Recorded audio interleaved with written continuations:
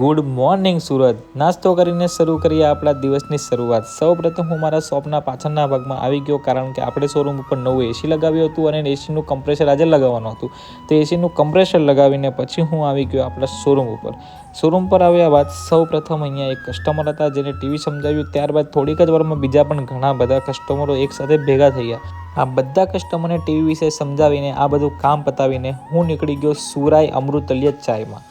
જો તમે ખોડિયાલનગર અથવા હીરાબાગ વિસ્તારની આજુબાજુ રહો છો અને તમે ટી લવર છો અને તમને ચા પીવી ખૂબ જ ગમે છે, તો અહીંયા તમે ચા પીવા માટે એકવાર અવશ્ય આવો। સ્ક્રીન ઉપર તમને જે મેનુ દેખાય છે આ જ રીતે અહીંયા તમને ચામાં ઘણી બધી વેરાયટીઓ મળી જવાની છે। તમે અહીંયા 10 દિવસ પછી આવો કે 1 મહિના પછી, ચાનો ટેસ્ટ તમને એક સરખો જ મળવાનો છે।